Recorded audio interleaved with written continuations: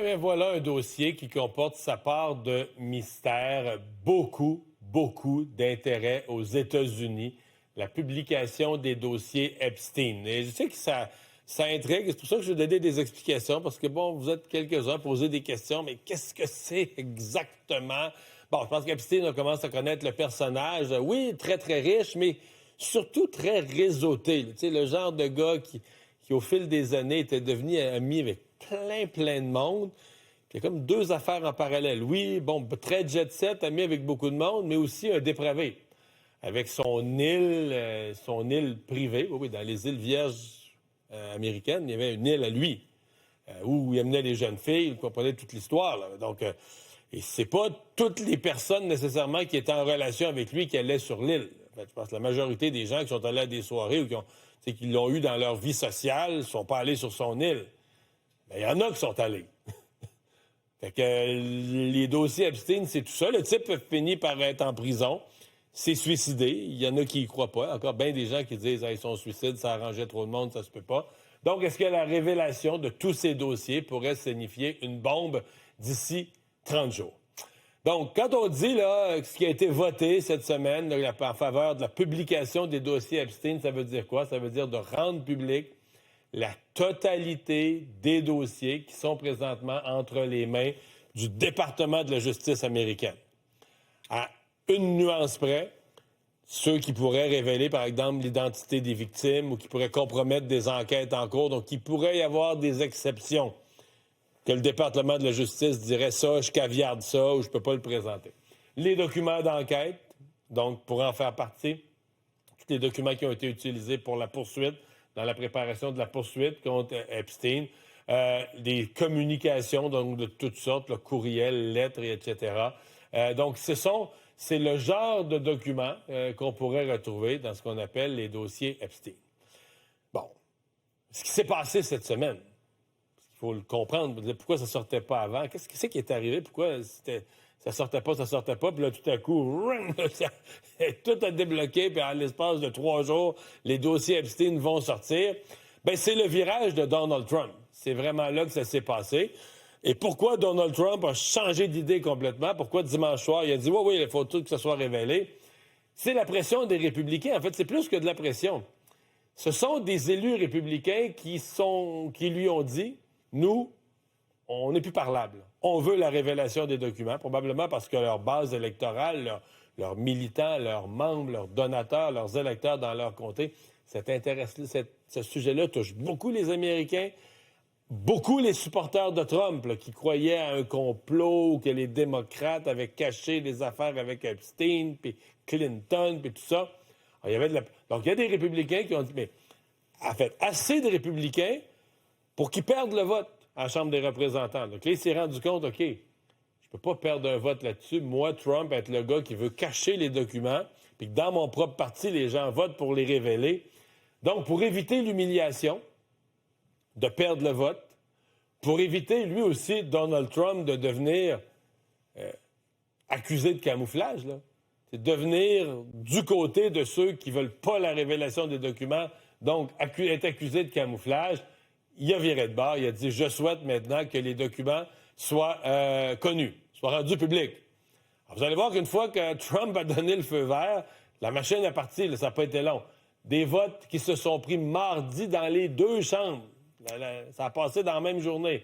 À la Chambre des représentants, 427 pour, 1 contre. Au début, on disait qu'il va y avoir une légère majorité pour avec des républicains.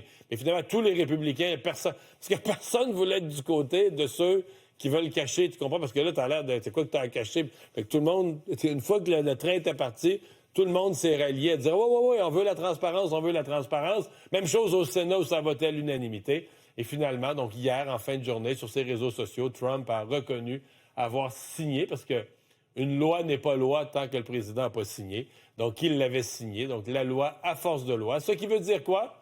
Ce qui veut dire que d'ici 30 jours, le département de la justice a le devoir, l'obligation de faire connaître les documents. Qu'est-ce qu'il pourrait avoir comme contenu hyper sensible? Ça, c'est une des questions, des contenus donc, qui pourraient incriminer quelqu'un. Les courriels, on en a déjà vu. des documents personnels d'Epstein, des documents qui aurait eu en sa possession des listes de noms, des listes de personnes qui auraient participé à un party, à une fête, etc. Donc, des courriels, des correspondances de ce genre-là. Son avion privé qui allait à l'île privée, les registres de vol, qui était assis à bord. Pour être hyper sensible. Il pourra se retrouver avec des listes d'individus, des agendas, etc. Donc, c'est vraiment le genre de document qui pourrait être très, très, très compromettant. Donc, les dommages possibles pour des individus, tous ceux qui pourraient être nommés là-dedans, pourraient être, quand on parle, si tu es allé sur l'île, tu n'as pas de preuves, mais tu pourrais être associé, ou en tout cas, ça pourrait laisser planer le doute concernant des actes criminels. Ça pourrait laisser planer le doute concernant un soupçon de participation à certaines activités, à certaines fêtes d'Epstein, que tu étais là. Ça pourrait aussi soulever le doute, ou en tout cas, que des personnes étaient au courant de ce qu'Epstein fait. C'est une chose de dire, moi, j'ai jamais participé, mais si tu étais au courant que Jeffrey Epstein faisait ça, si tu étais au courant que Jeffrey Epstein prenait des mineurs, les amenait sur son île, si tu en avais juste déjà entendu parler, puis tu n'as rien dit, est-ce que tu es encore une personne apte à occuper des fonctions publiques? Alors, vous comprenez, c'est tout ça, les dommages réputationnels qui sont en cours. Puis, la proximité de Epstein, c'est-à-dire que le gars était devenu tellement toxique, juste le fait d'être un grand ami proche, pourrait devenir malaisant pour certaines personnes qui occupent des postes. Je vous donne parce que là, hier, même le CNN faisait une liste de ses amis, de connaissances. Je vous donne des catégories de personnages, des domaines d'activité où des gens pourraient être visés. D'abord, des politiciens démocrates. C'était les premiers qu'on disait, que les républicains disaient « Ouais, pour avoir des politiciens démocrates, c'est pour ça qu'ils cachent. » Mais maintenant, on sait qu'il pourrait y avoir aussi des politiciens républicains. Il semble assez clair qu'il pourrait aussi avoir des politiciens, donc des gens de l'univers politique des deux partis, parce que Epstein était réseauté partout. Évidemment, des gens d'affaires, des gens du monde des affaires, de la finance et autres, qui pourraient se retrouver, qui risquent de se retrouver éclaboussés.